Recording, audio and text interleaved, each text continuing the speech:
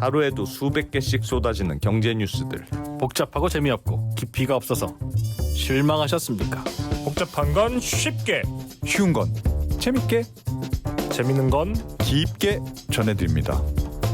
언더스탠딩. 유튜브에서 언더스탠딩을 검색하세요. 하나 사드릴게요. 네, 어. 좋아 보이죠? 네. 허먼 밀러. 지금 저희가 안고 있습니다. 하나 좀 사주세요 좀.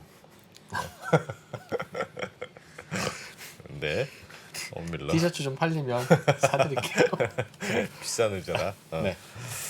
자, 오늘은 오랜만에 예, 이분은 저는 매일 나오면 제일 좋겠는데 진짜. 솔직히 그 부탁은 못 드리겠고. 네, 바쁘시니까요. 예. 바쁘니까 저희가 무릎 꿇고 항상 부탁하는. 고려대학교 김승주 교수님 예. 모시고 어. 오늘도 재밌는 얘기 좀 해볼까 합니다. 최근에 보안의 흐름 네, 중에 하나인데 네. 우리 보안이라고 하면 비밀번호도 있고 비밀번호 귀찮으면 패턴도 있고 그렇죠. 뭐 홍채 인식도 있고 네, 뭐 지문도 있고 다양한데 네. 한 미래에는 음. 몇 년 후가 될지 모르겠지만 미래에는 그 중에 딱 하나만 남을 거다. 음. 뭐게 하는 게 오늘의 퀴즈입니다. 오늘의 퀴즈예요? 그렇게도 그렇고. 뭐게 생각해 보세요. 김승주 교수님이 이따가 가르쳐 주실 겁니다. 네. 의자 중에 어. 제일 편안하고 행복한 의자가 뭔지 아세요? 쇼파? 저는 캠핑 의자가 왜요? 캠핑 가서 캠핑 와서 있으니까. 불멍하면서. 그렇지. 부장님이 뒤에서 째려보고 있으면 음. 허먼밀러 아니라 그 뭐라도 바늘방석입니다. 네. 맞아요. 캠핑. 좋죠. 캠핑. 자, 고려대학교 김승주 교수님과 함께합니다. 어서 오세요. 네, 안녕하십니까? 네. 안녕하세요. 네. 고려대학교는 학생들도 좋은 의자 쓴다고 방금. 진짜 좋은 학교야. 진짜 좋은 학교. 뭐 진짜요? 진짜? 그러니까 저 컴퓨터를 많이 다루니까 네. 오래 의자에 앉아 있고 뭐 이래요. 그럼 네. 목 디스크 오고 막 이러기 그러니까. 때문에 예. 의자, 모니터 이런 것들은 가급적 좋은 걸 사줍니까? 씁니다. 와. 학교에서 해줍니까? 아니면 교수님이 사주십니까? 저희 이제 뭐 연구비 열심히 벌어서 야. 그런 걸로 이제 우와. 그래도 연구비를 학생들 위해서 쓰는 교수님이 몇 분이나 되겠습니까? 진짜 좋은 학교다. 야, 학생들 가르치려면 내가 건강해야 되니까 내가 보약 먹어. 네. 네. 퀴즈 정답부터 네. 알려주세요. 퀴즈 정답. 뭐가 됩니까 이제 앞으로? 그러니까 대세는 역시 생체 인식 쪽으로 가고 있지요. 예. 그런데 우리가 생체 인식 그러면 이제 뭐 지문 인식 뭐 이런 네. 걸 얘기하는데 네. 사실은 요새는 뭐 얼굴 인식이라든가 홍채 뭐 이런 쪽으로 빠르게 이동하고 있는 추세입니다. 이게 왜 그러냐면 많은 분들이 뭐 생체 인식 기술은 다 똑같은 거 아니야? 뭐 이렇게들 생각을 하시는데 네. 그 생체 인식 기술이 사실은 사용자가 알아채지 못한 상태에서 네. 어떤 부지불식간에 인식이 되는 게 좋은 기술이거든요. 왜요? 왜냐하면 많은 업체들은 단순히 네. 사용자를 식별하는 데 그치지 않고 예. 그걸 이제 뭐 맞춤형 광고라든가 뭐 이런 쪽으로 연결시키고 싶어 해요. 어떻게 해요? 그런데 예를 들어 지문 인식이다. 예. 그거는 네. 정해진 위치에 올바른 자세로 지문을 갖다 대야 되잖아요. 그렇죠. 그래야지만 김아무개다라고 인식을 한단 말이죠. 예. 근데 얼굴 인식이나 홍채 인식은 그냥 카메라로 찍기만 하면 그 사람이 식별이 되니까 예를 들어 백화점에 들어갔는데 네. 그 사람 얼굴을 CCTV로 자연스럽게 찍으면서 예. 누구다라고 인식을 했어요. 그럼 옆에 광고를 그 사람이 원하는 쪽 광고로 맞춰주면 더 좋잖아요. 그러니까 앞으로 그런 식으로 가겠네. 이왕할 거기다가 거. 사실은 기업들의 그런 입장뿐만이 아니고 예. 정부도 얼굴 인식이나 홍채 인식을 좋아해요. 왜요? 테러리스트를 잡을 수 있으니까. 범죄자 식별에 용이하잖아요. CCTV만 돌리면 잡을 수 있으니까. 카메라로 찍기만 하면 인식을 해낼 수 있으니까. 아하. 그러면 얼굴 인식 기술은 얼굴 인식대로 그런 목적을 통해 위해서 가고. 기술 개발이 되고 그러나 우리가 비밀번호를 넣는 건 누가 나 인식하라고 하는 걸 수도 있지만 내가 내 휴대폰 이렇게 잠글 때 네. 이때는 지문이나 홍채나 뭐 비밀번호로 할 수도 있지 않습니까? 얼굴 인식 기술은 얼굴에 해. 그렇죠. 그래서 사실은 우리는 이제 얼굴 인식 기술, 홍채 인식 기술을 스마트폰을 통해서 많이 접하시잖아요. 네. 예. 근데 그거 말고 이렇게 노트북에 달 수 있는 네. 그런 인식 기술도 있어요. 그래서 카메라를 여기다가 이렇게 설치하면 그리고 얼굴 인식기하고 연결시키면 네. 그냥 노트북을 열어서 스위치를 키면 바로 로그인이 돼 있는 거예요. 아, 내가 난 줄 이미 알고. 그렇죠. 그래서 실제로 써보면 예. 비밀번호를 별도로 입력 안 한다라는 그 행위 자체가 매우 편해요. 사람을 굉장히 편하게 합니다. 그렇지. 그것도 편하지만 나 말고는 못 열어본다는 자체가 훨씬 더 편하게 하지. 우리가 네. 노트북에다가 비밀번호를 예. 걸어 놓으면 예. 잠깐 딴짓하면 또 스크린 락 걸리고 네, 그것도 또 입력하고 해야 또 되잖아요. 입력해야 되죠. 근데 예. 여기 얼굴 인식 카메라가 있으면 예. 내가 딴 데 보고 있으면 화면 보기가 떠서 잠겼다가 예. 또 이걸 응시하면 다시 또 켜지고 아하. 그러니까 굉장히 편하죠. 아니 이번에 사실은 이 주제로 한 이유가 애플이 최근에 네. 비밀번호를 알지 스마트폰에서 없애겠다. 음. 아이폰하고 노트북이 없애고 다 지문하고 얼굴로 가고 앞으로는 더 얼굴 인식으로 다 가겠다.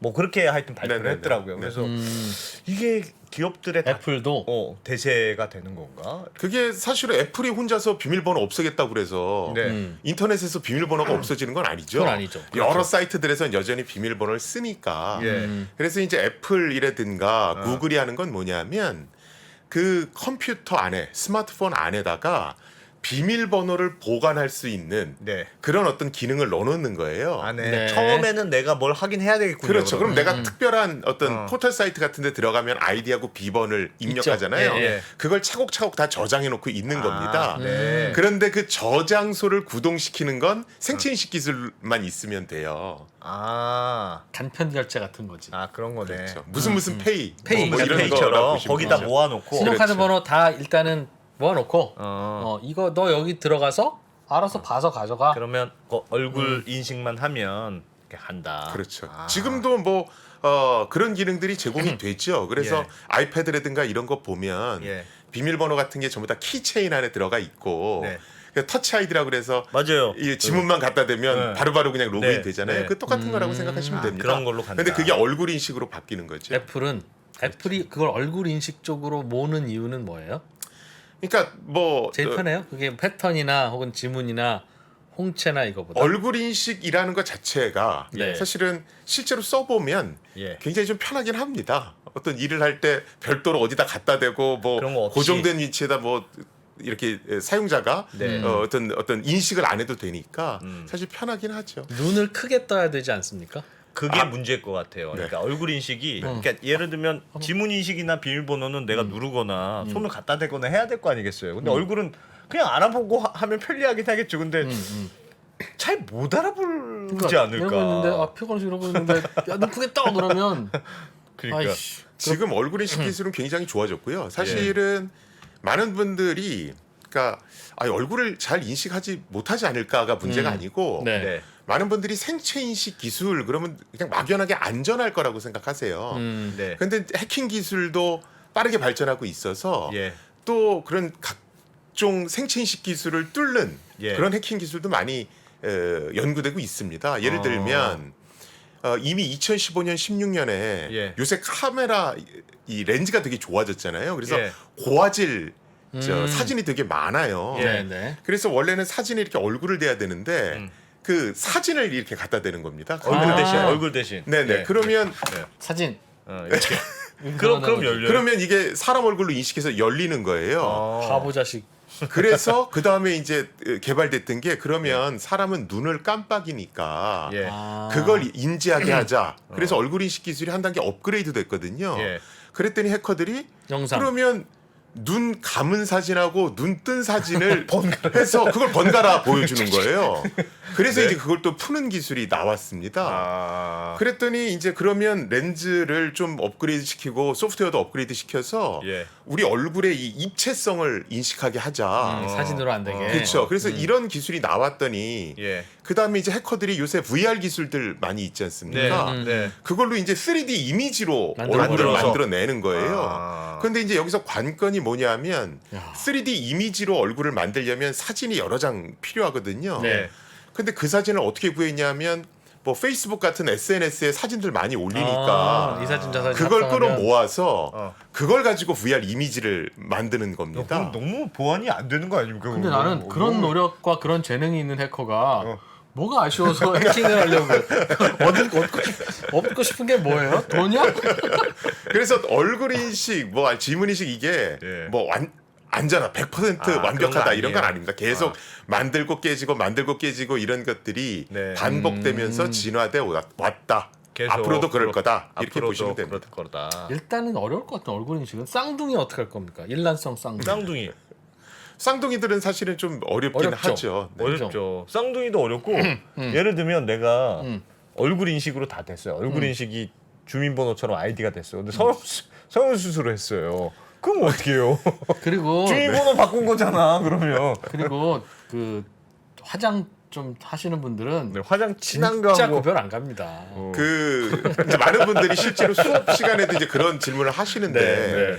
얼굴이 그냥 우리가 보는 이런 형태를 그냥 인식하는 게 아니고요. 예. 특징점이라고 그래서 예를 들어서 뭐 코하고 요 예. 인중의 뭐 길이, 입술의 아. 길이, 눈과 눈 사이의 요 거리 그거 이런 걸 그런 특징적으로 걸 다 하는 거예요? 갖고 있는 겁니다. 네. 그래서 뼈를 깎는 정도의 어떤 수술이 아니면 아니면 단순한 어떤 화장이나 이런 걸로 다른 사람인 척하기는 굉장히 어렵습니다. 그럼 그거는요. 애플에서도 뭘 발표했냐면 마스크를 써도 안면 인식을 한다는 거예요. 그렇죠. 그게 그것도 그러니까 사람 얼굴에서 이렇게 특징점을 추출할 거잖아요. 예. 그걸 많이 추출하면 많이 추출할수록 예. 정밀도는 올라가는데 아주 정확하게 그 사람이 예. 카메라 앞에 서야 되고 뭐 이런 좀 문제가 좀 있겠죠. 그래서 예. 특징점 추출을 어디로 주로 하느냐, 하느냐. 뭐 얼마나 많은 정보를 수집해서 그걸 바탕으로 인식하느냐 이런 거에 따라서 뭐 정밀도와 사용 편리성 사이에는 조금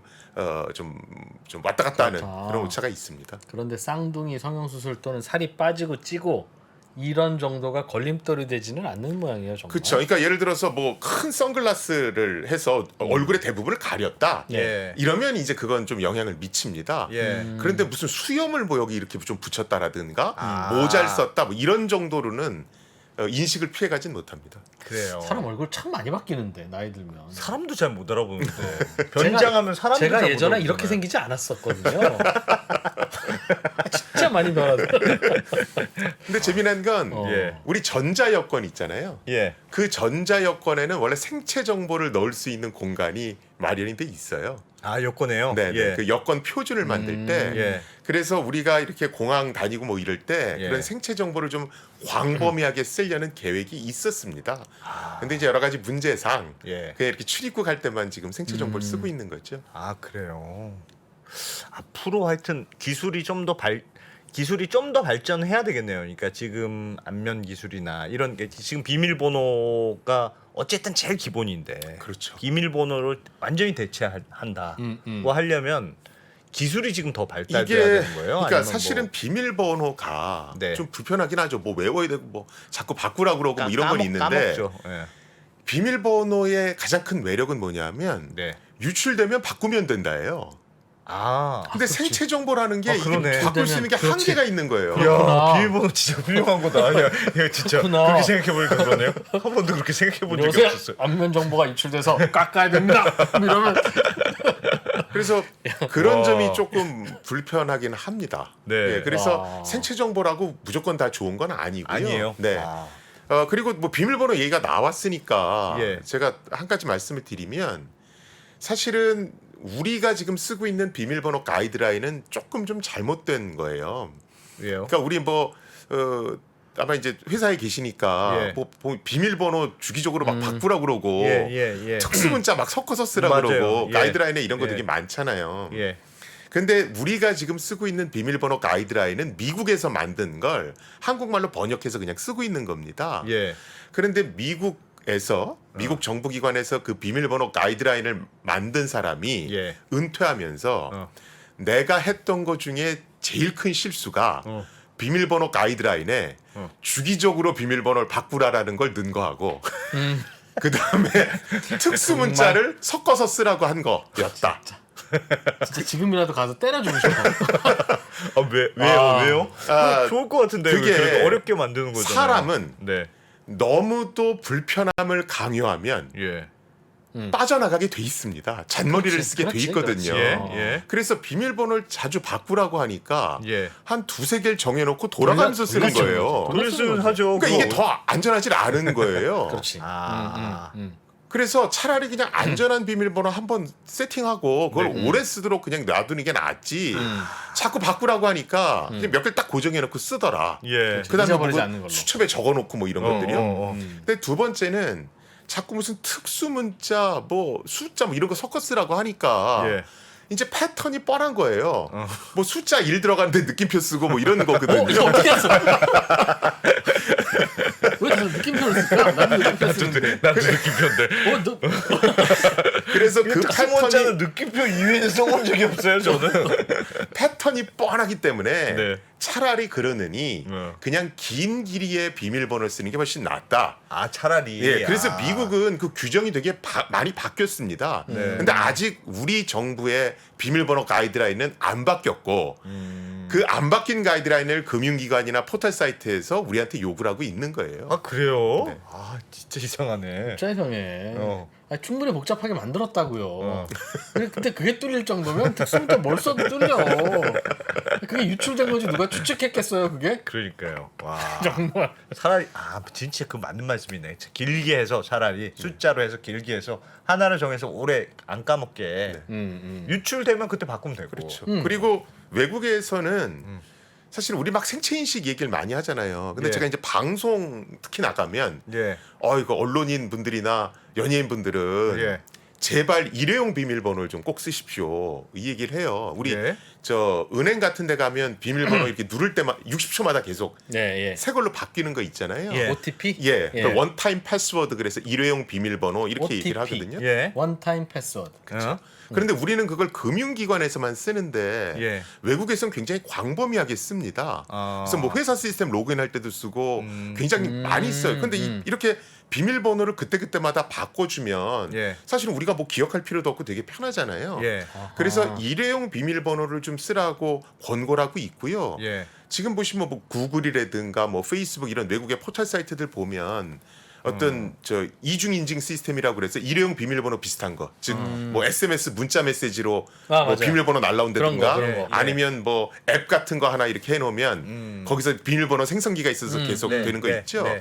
그런 것들을 이제는 거의 디폴트로 사용하게끔 얘기를 하고 있습니다. 아. 그래서 뭐 특히 이제 언론에 많이 노출되신 분들은 예. 그런 어떤 일회용 비밀번호 이런 걸 좀 생활화 하셔도 거의 대부분의 해킹 사고는 막을 수 있습니다. 지금 우리가 네이버나 뭐 구글이나 이런데 로그인할 때 일회용 비밀번호를 쓸 수 있나요? 쓸 수 있습니다. 저는 다 쓰거든요. 일회용 비밀번호. 일회용으로 그럼 일회용이 어디 있어? 그걸 이중 인증이라고 그래서 예. 아이디하고 비번을 넣고 그 다음에 엔터를 탁 치면 네. 그 다음에 내가 지정한 뭐 휴대폰이나 이런 걸로 문자 메시지가 날라오는 겁니다. 아. 그럼 그걸로 다시 한번 아무나 한번 더 넣는 네네. 셈이군요. 그래서 두 번 인증한다 그래서 이중 인증 이렇게 그걸 얘기하는데 일회용 비밀번호라고 네네. 표현한다. 그런데 이게 많이 좋아져서 예. 내가 자주 쓰는 PC는 이중 인증을 끌 수 있어요. 근데 어쩌다 한번 쓰는 PC들 나야 나. 네. 이런 것들은 이제 이중 인증을 항상 켜놓고 그래서 저 같은 경우는 집에서 쓰는 PC에서는 이중 인증이 꺼 있는데 네. 뭐 학교나 이런 외부에 있는 것들은 전부 다 이중 인증이 켜져 있습니다. 뭐가 있길래 좀 걱정이 되세요? 그러니까 비밀번호의 문제가 뭡니까? 비밀번호의 문제. 아니 저랑 지금 같은 질문이 아니잖아요. 아 그렇죠. 아니, 이 질문부터. 그게, 이 질문부터. 기본적으로 네. SNS 계정이나 이런 게 털리면 네. 아 그렇지. 나만 손해 보는 게 아니고요. 내가 피해자가 됨과 동시에 그렇지. 가해자가 되는 거예요. 그러니까 예. 일단 내 계정이 틀리면 내 개인 정보가 일단 나가죠. 예. 그 다음에 내 친구들한테 내 이름으로 해킹 프로그램 같은 걸 막 뿌려대기 시작을 하거든요. 아 그래서 가해자가 이런 된다. 완전 미패인 거예요, 그냥. 아. 그렇죠. 그렇죠. 그래서 해킹은 내가 피해자가 됨과 동시에 네. 가해자가 된다. 그런 이걸 거구나. 항상 생각을 하셔야 됩니다. 그래야 되니까 항상 그래서 이중 보완을 해야 된다. 그렇죠. 아 저는 그 예전에 교수님이 한번 방송에 나온 걸 듣고 이중 보완을 했는데 너무 귀찮은 거예요. 진짜 너무 귀찮아. 왜냐하면 할 때마다 휴대폰에 띵동 하라고 그러고 그걸 꼭 해야 됩니까 그거? 그래도 그래도 하셔야 돼요. 요새는 제가 그때도 한번 얘기했던 것 같은데 제가 네. 우리나라에 하루에 들어오는 해킹 시도 건수가 162만 건이라고 말씀드렸잖아요. 네. 그러니까 엄청난 수의 해킹 시도가 들어오고 있기 때문에 예. 사실은 그 관리를 잘 하셔야 됩니다. 특히나 요새는 뭐 무슨 드라이브도 쓰시고 예, 그러니까 클라우드에 데이터 왕창 들어가 있고 뭐 사진 예. 예. 왕창 그래서 한 번 털리면 정말 유출되는 정보들이 너무 많거든요. 알겠습니다.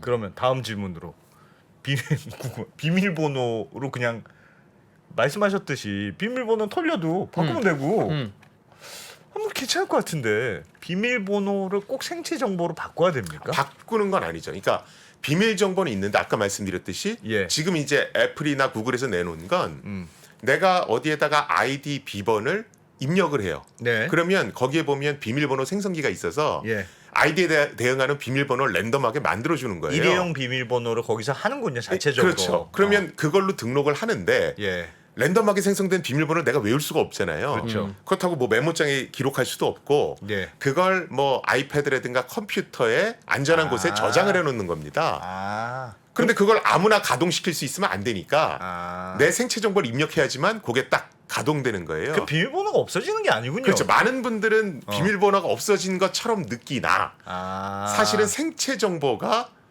그 비밀번호를 활성화시키는 거죠. 중간에 한번 뭐가 더 있는 거군요. 그러니까 뒤에는 여전히 비밀번호로 돌아가는 세상이 여전히 있는 건데 거기 그 비밀번호 들어가는 관문 같은 게 이제 예를 들면 얼굴로 한다거나 지문을 한다거나. 그러니까 많은 분들이 또 막 그 초창기에 좀 잘못된 기사가 나왔던 게 예. 카카오뱅크 예. 같은 거 있지 않습니까? 예. 인터넷 전문은행. 네.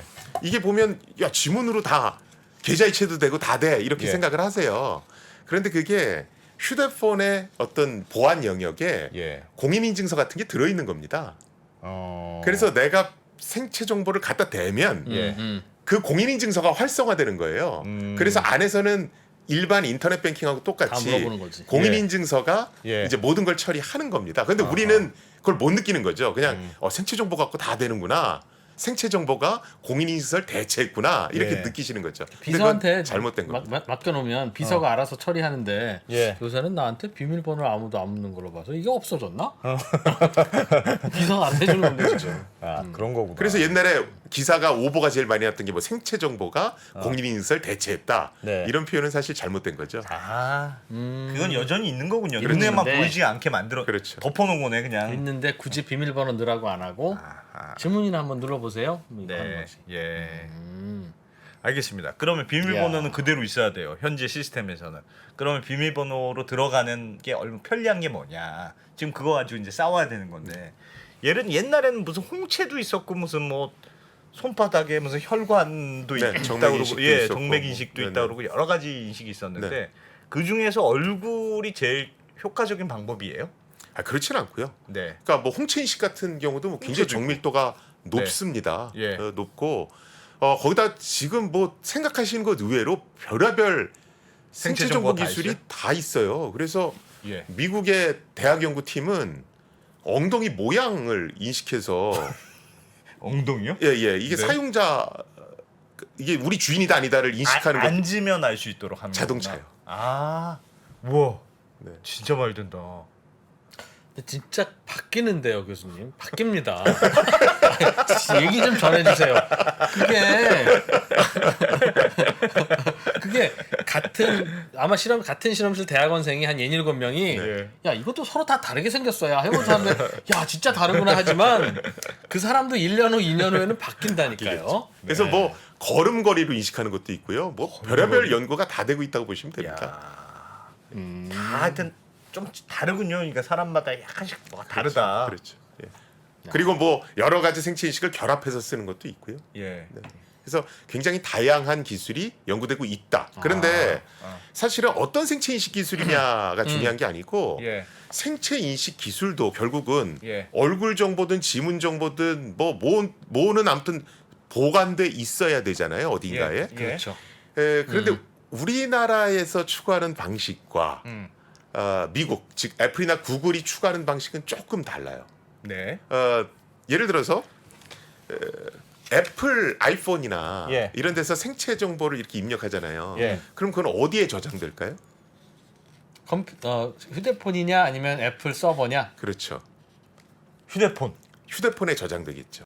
그렇게 만들어 놨습니다. 위에 저장 클라우드로 하면 너무 위험할 것 같은 생각. 그래야 만약에 사고가 나도 그 사람만 피해를 보니까. 그렇죠, 그렇죠. 그렇죠? 자, 네. 그런데 우리 ATM 기계들 요새 생체 정보로 동작하는 현금 지급기 이런 거 있잖아요. 예. 그거는 생체 정보가 어디에 저장될까요? 은행 그건 서버에 은행 은행 있어야지. 서버 그건 중앙 집중형이죠. 그렇지. 네, 그렇죠. 그래서 사실은 세계 트렌드는 생체 정보를 중앙 집중형으로 보관할 거냐, 사용자 단말 위주로 보관할 거냐, 이게 크게 나눠집니다. 아하. 그런데 우리나라는 이제 호환성 확보라는 어떤 목표 때문에 네. 중앙 집중형으로 저장하는 경우가 많아요. 아. 근데 이제 외국에서는 그게 프라이버시 침해 가능성도 있고 문제가 있다. 그래서 네. 가급적 단말 쪽에다가 저장시키게 하는 그런 방안을 많이 꼬리 채택을 자르기네요. 그러니까 어프로치가 외국은 사고 나도 너만 죽어라. 단말 쪽에 하려면 단말이 그걸 인식할 수 있는 센서를 갖고 있어야 되니까 그렇죠. 비싸지죠. 그렇죠. 비싸지죠.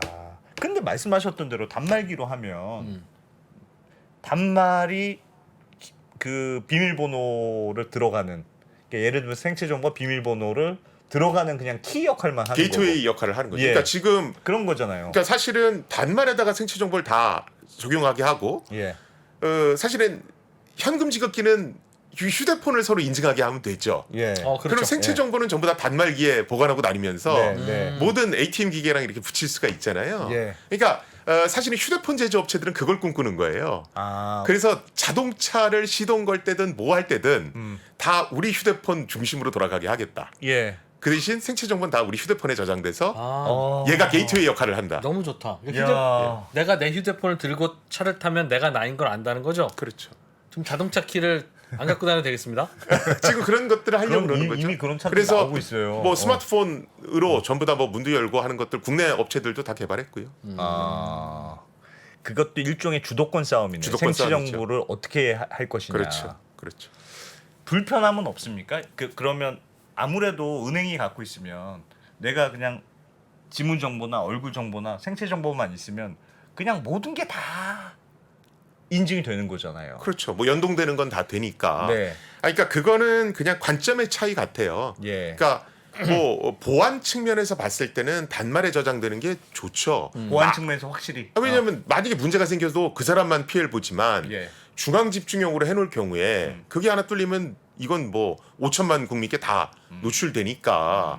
그래서 어떤 피해 파급 효과 측면에서 봤을 때는 단말기 쪽에 저장되는 게 맞아요. 예. 그런데 사용 편리성 입장에서 보면 예. 아무래도 이제 호환성 확보 측면에서 어려움이 있으니까 중앙 집중형으로 저장하는 게 맞죠.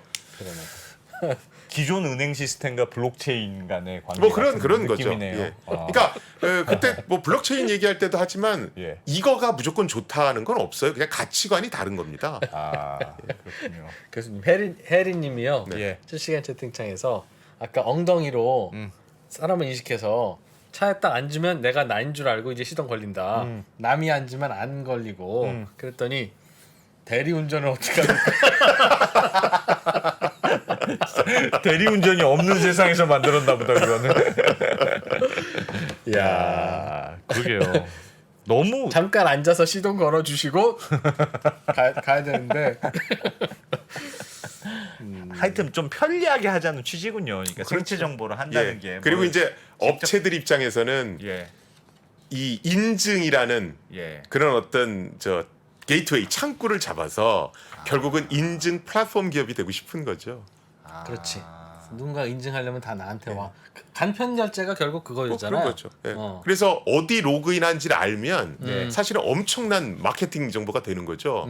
이 사람은 어느 사이트 자주 간다 이걸 대번에 알 수 있으니까. 아니, 그러면 요즘 제가 어디 사이트 같은 데 들어갈 때 맨날 느끼는 게 그냥 원래는 옛날에는 아이디 쓰고 비밀번호 쓰고 이렇게 돼 있었잖아요. 근데 요즘 밑에 보면 네이버로 로그하실 분, 카카오로 로그하실 네네네. 로그인 하실 네네. 분, 뭐 이렇게 돼 있잖아요. 네네. 페이스북으로 소위 이제 로그인. 간편 인증이라고 그래서 뭐 그런 것들이 있죠. 그런 걸로 하면 예를 들면 뭐가 좋습니까? 예를 들면 저는 편리해요. 네. 예를 들면 네이버로 그냥 뭐 늘 네이버로 하는 네네. 거니까 네이버로 하는 카카오로만 하면 편리한데 그게 네이버나 카카오 입장에서도 주도권을 장악하는 그런 주도권을 게 장악하는 거죠. 그런 거예요. 그렇죠.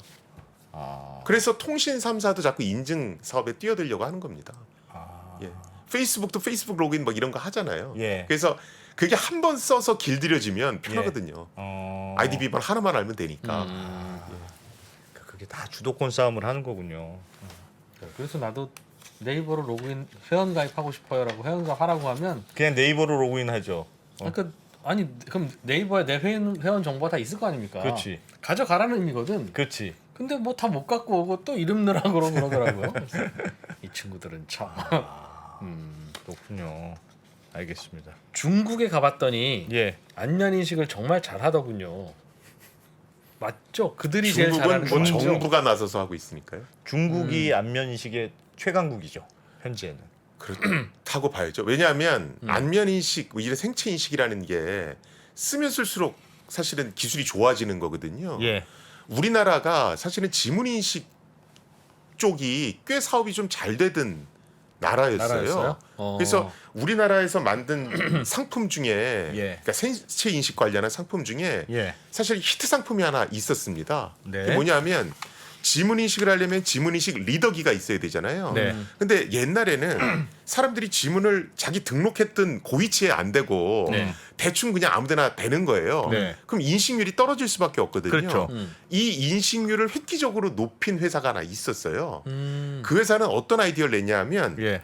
마우스의 측면에다가 어. 지문 인식기를 붙인 거예요. 네. 예. 그럼 마우스라는 게 사람이 손을 딱 갖다 대면 항상 고정된 위치에 엄지손가락이 위치합니다. 그렇죠. 그러니까 모양이 항상 고정되기 때문에 인식률이 확 올라가는 거예요. 패턴을 이용하고. 그렇죠. 그래서 패턴을 이용한. 사실은 우리나라가 그런 막 아이디어들 상품들이 나올 정도로 예. 이제 지문 인식이나 이런 쪽이 되게 잘 됐었어요. 예. 막 그 국제 표준화 어떤 제안도 적극적으로 했었고 네. 그런데 이제 미국이 막 치고 올라오기 시작합니다. 그게 이제 9.11 테러 때 미국이 이제 공항에서 다 이제 생체 인식 네, 네. 기술로 확인하겠다. 네. 예. 이러면서 이제 미국의 생체 인식 업체들이 이제 급성장하기 시작을 해요. 예.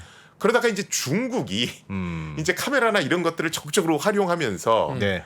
소위 이제 저 범죄자들 단속하고 뭐 이러는데 쓴단 말이죠. 네. 그런데 거기는 뭐 정부가 한다 그러면 뭐 개인정보보호법이고 뭐가 없으니까 예. 그러다 보니까 이제 얼굴 인식 기술이 아주 빠른 속도로 발전을 하게 됐죠. 보수도 많고 워낙 그러니까 그렇죠. 더 그런 거군요. 음. 생체 인식과 관련해서는 그 중국도 뭐 대표적인데 약간 그런 논란 없습니까? 빅브라더. 아, 당연히 있고요. 당연히. 당연히. 네네. 근데 중국인들은 음. 내가 잘 모르겠습니다. 내가 잘못한 게 없으면 뭐가 문제야? 너 뭐 꿀리는 거 있지? 그렇게 생각한다고. 그러니까 옛날에 뭐. 국내 뉴스에도 실제로 나왔었는데 예. 중국에서 어떤 분이 이제 음주운전을 하다 걸렸는데 술을 안 마셨다고 네. 한 거예요. 예. 그랬더니 CCTV를 싸그리 다 뒤져갖고 너 어디서 술 먹었고 마신 술이 뭐였고 뭐 이것까지 다 찾아냈었습니다. 너 이렇게 왔잖아. 그래서 이 정도로 이 정보를 다 수집하는구나. 그래서 야. 굉장히 이슈거리가 됐던 적이 있습니다. 아. 야, 중국은 범죄자 다 잡겠네요, 그럼. 그게 앞으로 발달되면 CCTV만 있으면 다 잡아낼 수 있다. 이런 컨셉인 거죠. 그렇죠. 그러니까 컨셉은. 그게 이 생체 인식 기술, 특히나 얼굴 인식은 예. 업체는 맞춤형 광고 시장에 들어가고 싶은 거고 예. 예를 들어서 정부는 테러리스트나 범죄자를 잡고 싶은 거. 싶은 이게 딱 만나는 지점이 있는 거예요. 아하. 그럼 우리는 반대해야 됩니까? 얼굴 인식 너무 가져가지 마세요. 이렇게 너무 앞서가는 거 아닙니까? 이렇게 반대해야 되는 거죠. 온 국민의 모르겠네. 동선이 다 파악되는 사회는 예. 범죄가 없거나 대부분 잡히겠죠. 그렇겠죠. 잡히기 때문에 범죄도 잘 안 하려고 하겠죠. 그렇긴 하겠죠. 그렇긴 하겠죠. 그러면 범죄가 줄어들 텐데 네. 그게 좋지 않습니까? 그러니까 그렇게만 따지면 아니 뭐 좋지만. 프라이버시 뭐내 어. 단데 뻔하지 다 식당 다니고 뭐 그렇지 않을까요? 아니 그러니까 저는 예. 보안이라는 거와 빅브라더 예. 논란은 그냥 양면의 어떤 동전의 양면 같아요. 예. 그러니까 이 칼이 잘 들어서 음식할 때 많은 힘이 안 들면 좋지 않겠습니까? 네. 이렇게 얘기할 수 있는 반면에 예. 그거 사람을 쉽게 상하게 할 수 있잖아요. 예. 사람을 해치는 무기로도 쓸 수 있지 않습니까? 이런 네. 논란이 예. 있을 수 있잖아요. 그러니까 많은 사람들은 이 범법자들을 잡는 데 있어서 네. 치안을 안전하게 하는 데 있어서는 좋지 않습니까? 이것도 있지만 네. 남용될 경우 예를 들면 이것도 생각을 하거든요. 예를 들면 그러니까 정부가 민간인들을 감시한다든가 뭐 이런 것들 감시한다든가. 얘기를 하는 거죠. 감시해도 내가 감시하면 안 되지. 삼프로 TV 그래도. 녹화하러 왔다. 그래도 그걸 만약에 정부가 악용할 수도 있으니까. 예를 들면 예를 들면 예를 들죠. 협박용으로 쓴다든가. 예를 근데 들면. 협박당할 짓을 안 해야지. 이런 논의는 전 되게 좋은 것 같아요. 왜 그러냐면 예. 이제 저는 기술 개발은 기술 개발이고 예. 그걸 쓰는 문제는 어. 여러 가지 제도나 뭐 이런 것들을 통해서 통제를 하면 된다고 생각을 하거든요. 예. 근데 뭐 저도 옛날에 뭐 산하기관이 있어봤고 뭐 해보면 예. 우리는 이게 악용될 어떤 우려가 있으니 기술 개발을 하면 안 된다 쪽에 더 가까워요. 그래. 그래. 그건 아니지. 최악의 경우 범죄자 잡기 위해서 예. 한 6개월 동안은 좀 프라이버시 좀 양보합시다. 어. 그래 뭐 그럽시다. 워낙 범죄가 장난이 아니네 요즘. 그러면 도입해야 되는데 네. 우리 기술이 없어요. 그러면 못 하잖아요. 그러니까 그러네요. 얼굴 인식 뭐뿐만이 아니고 예. 그러니까 예전에 보면 그러니까 미국 같은 경우는 네. 뭐 가짜 뉴스 이런 것들 되게 이슈가 됐잖아요. 예. 이게 러시아 우크라이나 전 때도 이 가짜 뉴스 네, 때문에 네. 좀 곤혹을 치렀죠. 예.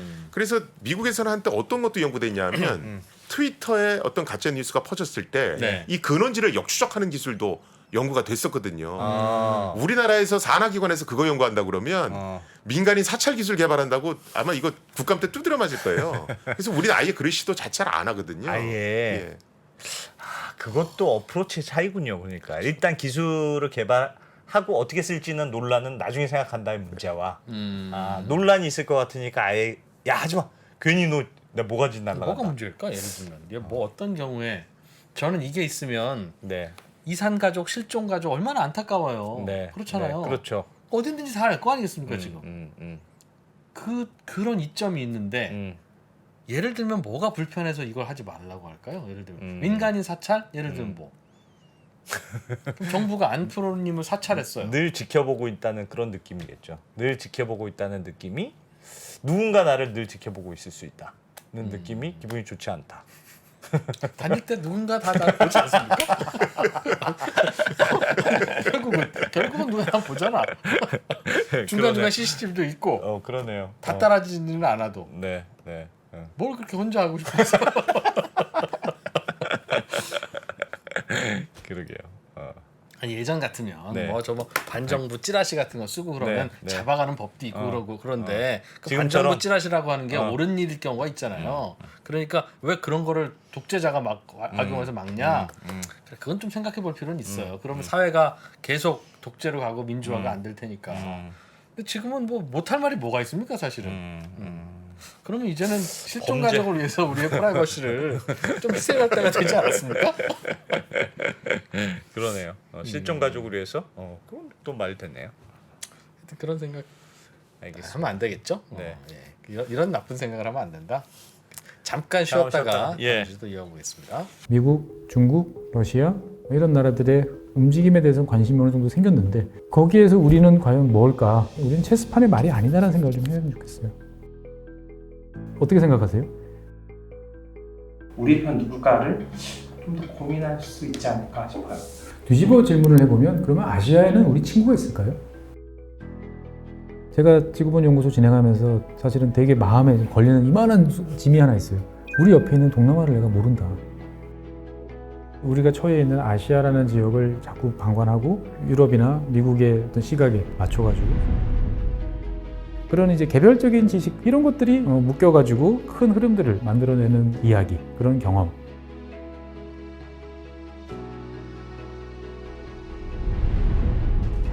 작고 잡다한 지식이라도 그것들을 절대 무시하지 말라. 나는 그건 되게 긍정적이고 그런 지식들을 연결해서 말 그대로 위즈덤이잖아요. 정말 현명해지고 뭔가 남들하고는 좀 차별화된 그러한 관점 그리고 그러한 비전